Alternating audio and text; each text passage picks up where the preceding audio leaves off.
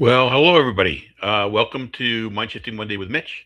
My name is Mitch Weisberg, and today we're going to be talking about what I think is a very important topic. It's something that quite a few people have asked me about, especially over the last year or two. How do you deal with somebody who's aggressive? And we're talking about how do you counter narcissists, manipulators, oof, boy, manipulators, con artists, and just your everyday aggressor. Let me let me set the stage right away, and let's just talk about. I'm going to pose a few different types of situations, and I want you to think about how you would naturally react if these things were to happen to you. So here's a case. I guess it's, two spouses. Okay, so one spouse, let's say your spouse, makes a large non-essential purchase without consulting you. And when you say something about it, they dismiss your concerns. And then they say that, something since I earn more, I get to make the rules. So that to me sounds pretty aggressive, right? Or a coworker. A coworker frequently takes credit for your ideas in team meetings and speaks over you loudly whenever you try to clarify your contributions. Again, that sounds pretty aggressive to me. A colleague constantly dumps their urgent tasks on your desk at, say, 4:30 p.m., claiming that they're too swamped and effectively forcing you to stay late to finish their work. Or your boss, all of us have had at different times, I think, aggressive bosses, right? Your boss publicly criticizes your work in front of the entire department instead of having a private session, instead of having a private feedback session, and they demand immediate sweeping changes. It's probably happened to all of us, right? Or let's talk about a parent, your teacher, and uh, a parent of one of the students angrily demands that you change their child's grade, threatening to go to the superintendent or to the school board if you don't comply immediately. Or how about between two students? A student continuously mocks a classmate's answers during discussions, telling them to just be quiet since you don't know anything anyway. So those situations, think about what your natural reactions might be. How does your normal response work for you? So maybe a couple of you could, post answers in the chat, getting angry at the other person, giving in, oh, countering the other person. What are some of the things that you've tried, and what are the things that have worked for you or not worked for you? And I'll just say, if what you're doing when you encounter situations like these, if what you're doing is working well, if you naturally feel empowered and stand tall when others try to intimidate you, honestly, you don't need to be here today. Don't waste your time. But if you struggle with this, you don't want to miss what we're covering today. Now, before we get into strategies, let's talk about what this looks in the wild. So, if you have experiences, share them in the chat. Experiences that you might have had with very aggressive people, how you reacted, or how you've seen other people react. And I'll just say, most of us, when we're faced with a narcissist or an intense aggressor, many of us naturally resort to just accommodating them. It just seems easier, right? We give in to keep the peace, especially if we feel victimized or if we feel overwhelmed. In normal relationships, we're taught to work things out, right? Person makes a demand, you don't feel like doing it, find your middle ground, collaborate, compromise. But let's look what happens when you try to collaborate with a manipulator. Imagine two acquaintances, maybe even two friends, or family members, and one aggressively demands the other watch their pet for 3 weeks. So just imagine this conversation. The aggressor, hey, I'm going to Europe for 3 weeks starting Saturday, so I need you to stay at my place and watch Buster. Oh, wow. 3 weeks is a long time. I have a lot going on with work right now, but maybe I could drop by a couple of times a day to feed him and let him out. The aggressor. Well, if you're willing to drive all the way over here 2 or 3 times a day, it actually makes more sense for you to just pack a bag and stay here.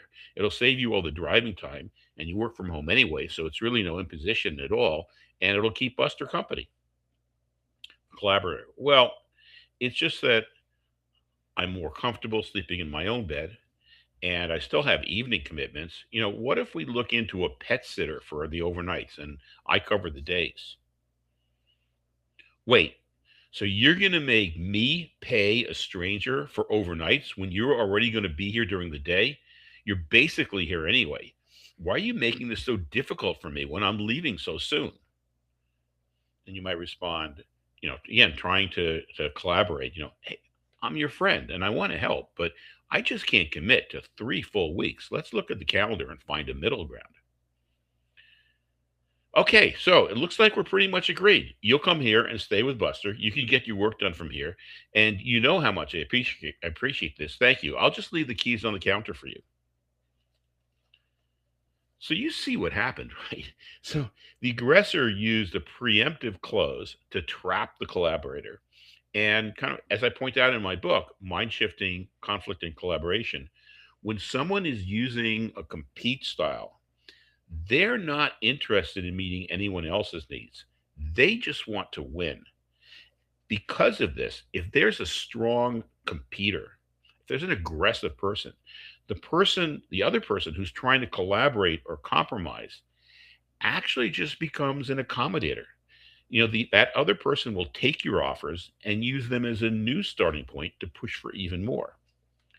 And I'll just say, I learned this the hard way in my first business. I was negotiating a severance package with my business partner, and I talk about this in the conflict and collaboration book. But you know, at the beginning of the interaction, I said to him, like, hey, something, I realize you've been here for a long time. I just want to be fair.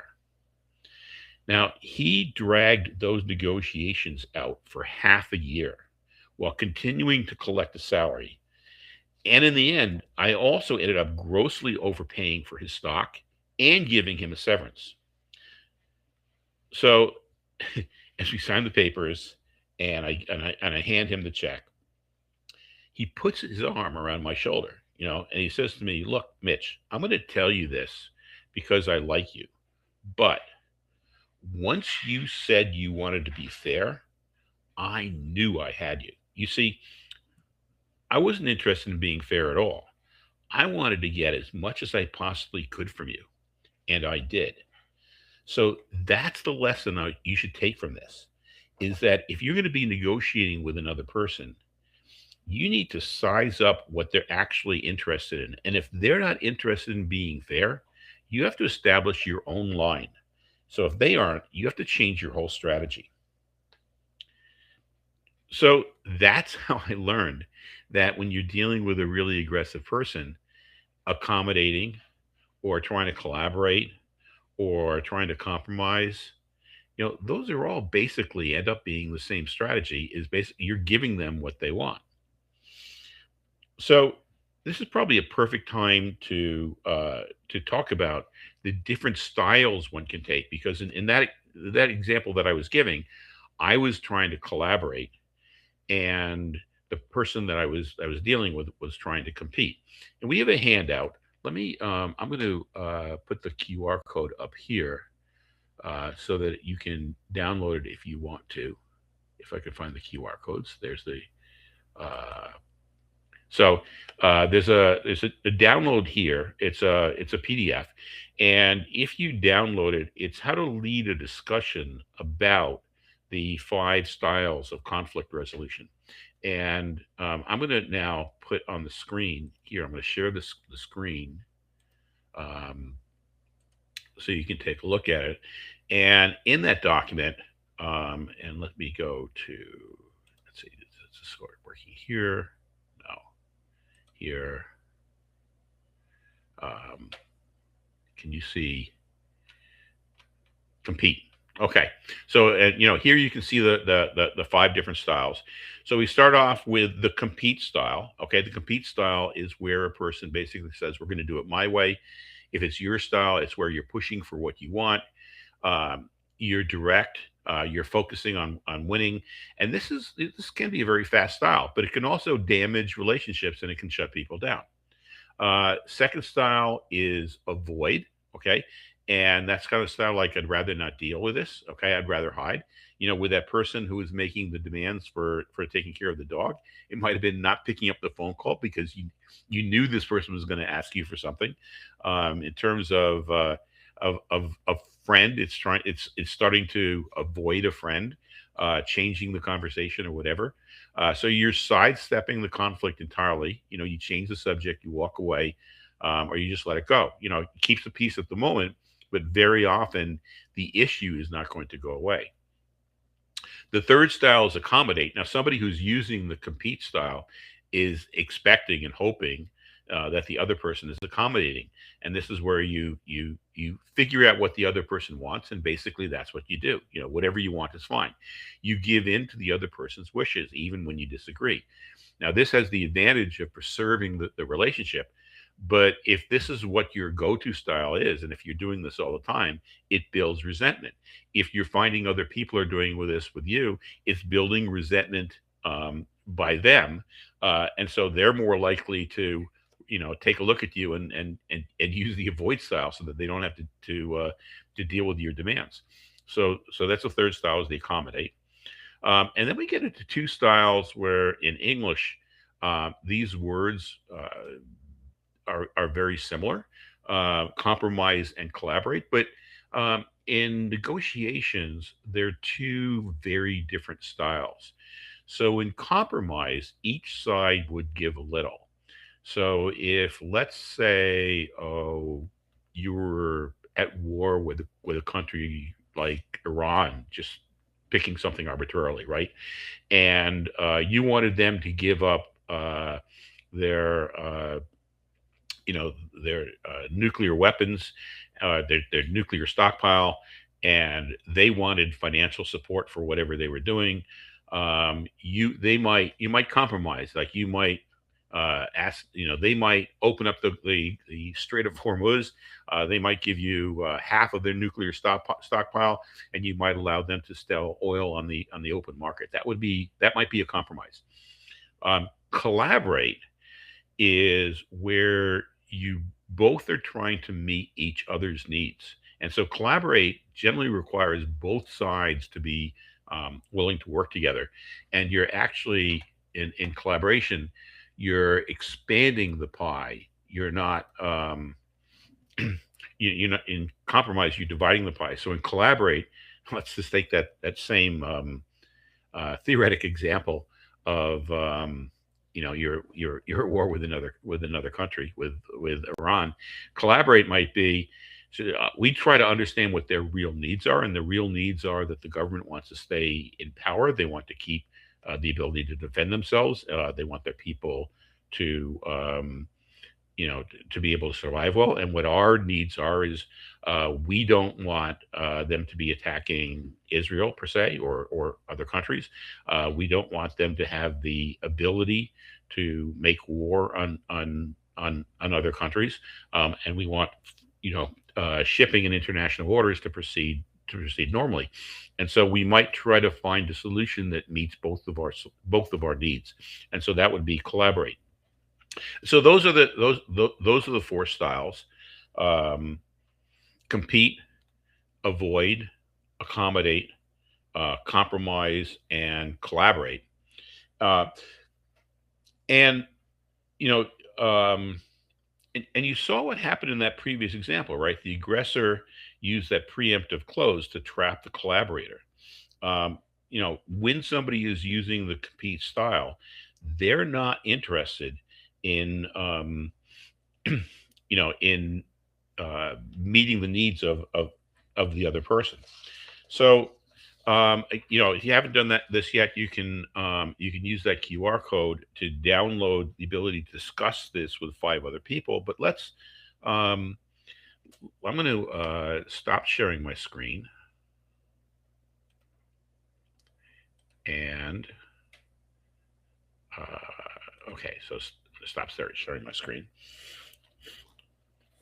and let's just talk about what we could do if the other person is using that compete style, if they're very aggressive, say narcissistic or manipulative. If we know that the collaborate and compromise styles are off the table because they just turn into accommodator, what do you think our the end choices could be? So, before we dive into these tactics, let's just, acknowledge, our biological reality. Reacting or responding intelligently when we're in the moment with an aggressive person is really, really hard. When they catch us and we're not prepared, they're prepared because they know exactly what they want and exactly what they're going to say to accomplish it, and they're going to always return to that. So when but when you're the other party, when someone commands or is trying to manipulate you, it feels like a threat. And what do our brains do when a brain senses a threat? Well, our brains go into fight flight mode. And when we're in fight flight mode, they start flooding our, the all the parts of our brain um, uh, with the hormones, adrenaline and cortisol. That focuses us on the problem, but it also restricts our ability to think creatively and to think critically. And so when we're feeling threatened by this other person, we lose the ability to be resourceful. And that's why it really, really pays to think about these situations in advance if you know you're going to be dealing with somebody who's aggressive, and to come up with how you're going to deal with it when the situation occurs. And once you're prepared, you're much better able to accomplish something without necessarily accommodating. So for this to happen, we have to use our self commander, right? So when we realize collaboration isn't going to work, we have to intercept our limbic reaction. So even if we're prepared, we're going to have that limbic reaction. We have to intercept it, like, oh, here's my survival brain. I'm going to calm down. We have to center ourselves, and then we have to use positive self-talk to rehearse how we're going to respond. And it really helps to do this before the confrontation happens. Preparation is how we keep our brain from freezing. Well, so how do we prepare? Well, one way to prepare is to compete back. So we could say, something, when this person starts making their demands on me, which I know they're going to do because they always do, right? Um, I'm going to compete back. I'm going to hold my ground, and this is what I'm going to say is my bottom line, and I'm just not going to budge from it. Okay, so you proceed with a compete strategy, but you're proceeding from a grounded sage mindset. You push back and stand firm. And it could be that once they realize that you're standing firm, they will soften and they will look to come up with a compromise or collaboration. But that only happens. Uh, that will not happen if you start off with a collaboration or accommodating stance. That only happens uh, if you initially start with a compete style.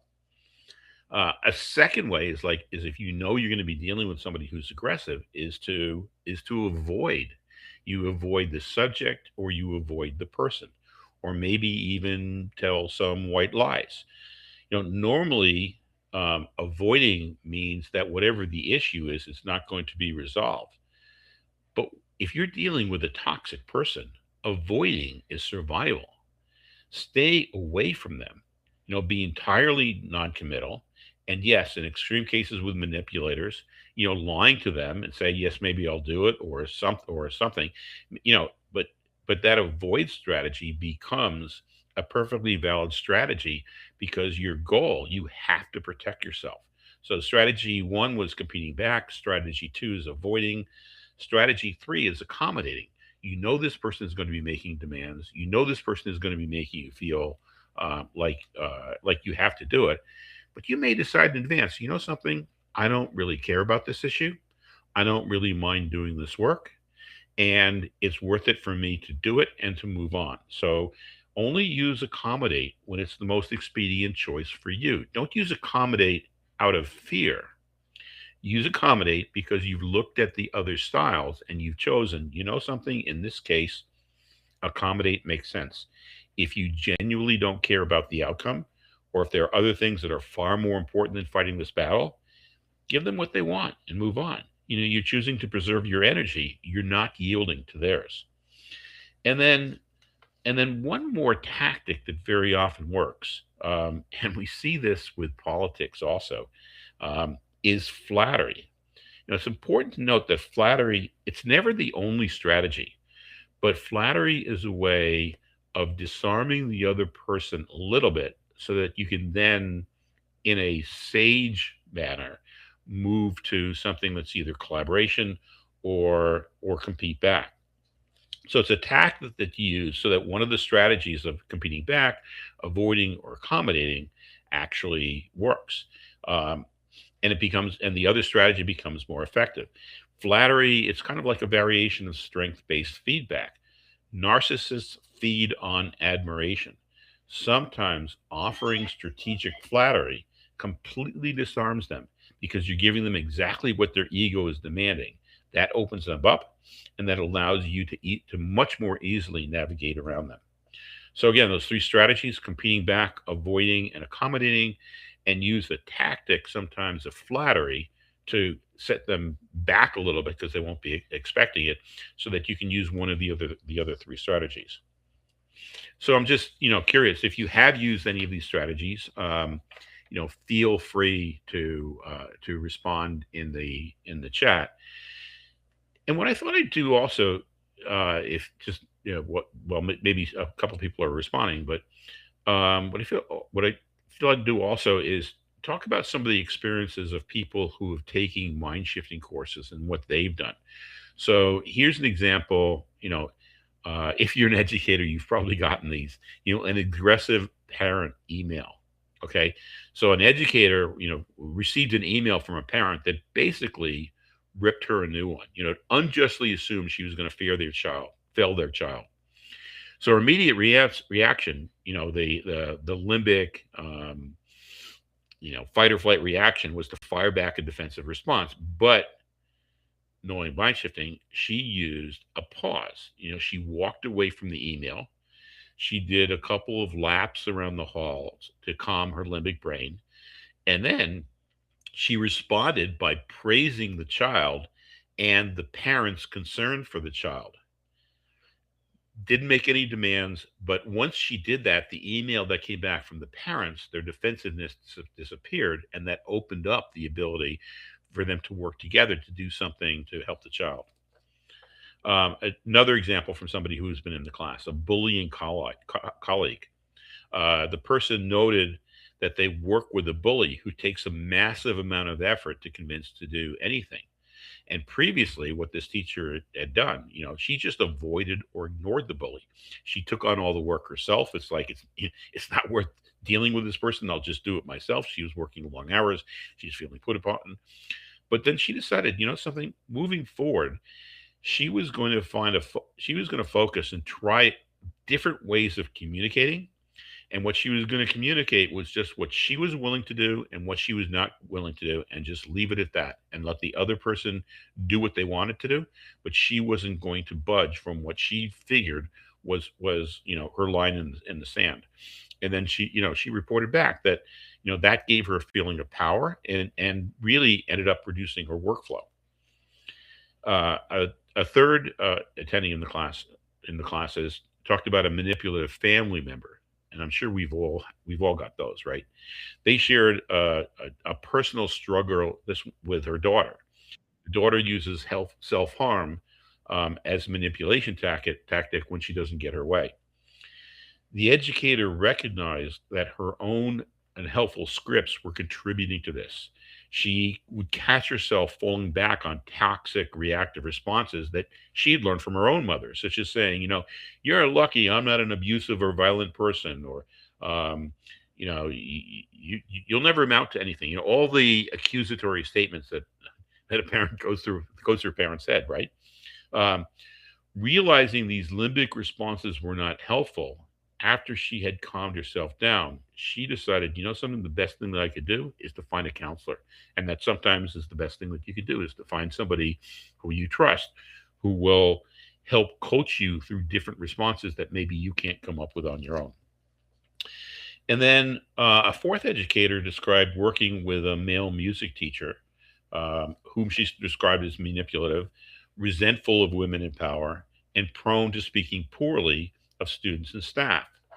And she had made complaints to the district, but I'm sure a lot of women can relate to this. Like the district, those complaints yielded no results. Okay, so what she did is through thinking about it in the course, she shifted her internal script instead of relying on the "this is your problem to fix" mindset.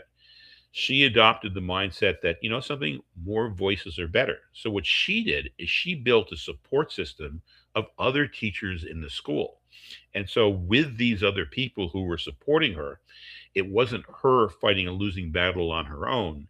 She was able to draw on others who helped her win a number of these battles. So those are some of the different ways that people who've taken the mind shifting classes have found. We actually, the next mind shifting class, which is on resilience, is starting tomorrow. We've talked about that before, and then we'll be taking a hiatus over the summer, and then we will have 5 classes scheduled next year. So just, to wrap it up, you don't have to be a victim to aggressive people. You just have to stop trying to collaborate with them, recognize when they aren't playing fair, and start preparing in advance the right strategic styles to protect yourselves in advance.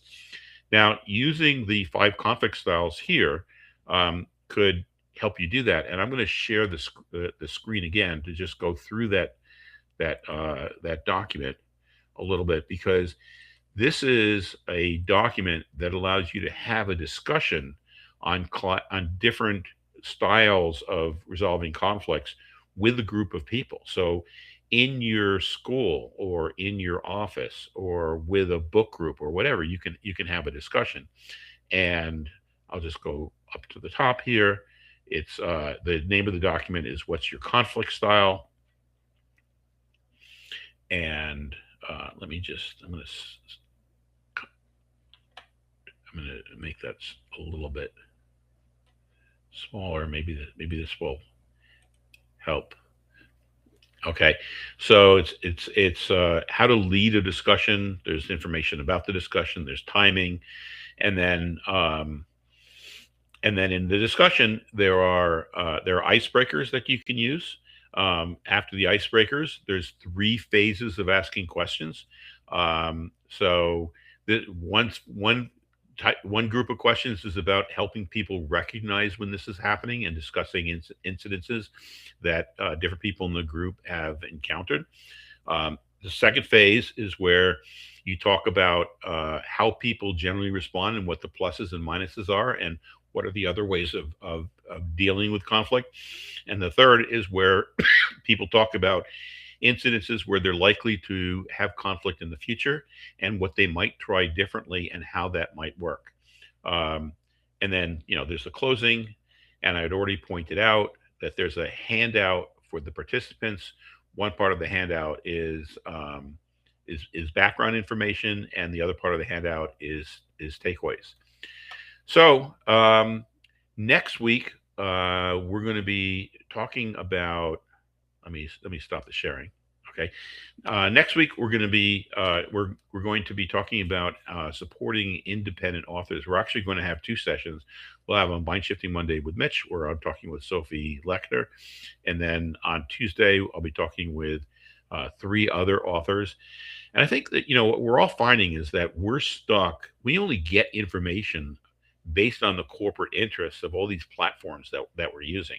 And so how do we get information from independent people? Or if we're an independent person, how do we make our voices heard? So what I joined is a group of 55 independent authors, and we're uh, binding together in order to see how we can support each other's work. One of the things that we're doing is that next week we're going to have a we're going to support each other's books and have a Kindle flash sale. We've all reduced the cost of at least one of our books, and we'll promoting each other's books, and we're going to be talking about each other's books. So if you want to find out about some authors that you probably would never have heard of if it weren't for events like this, tune in next Monday and Tuesday, and hope to see you. Hope everybody has a great week. And I'd love to hear about examples of how different people have changed the way they're dealing with aggressive people as well. So until next week, this is Mitch. I'm signing off for Mind Shifting Monday with Mitch. And have a good week.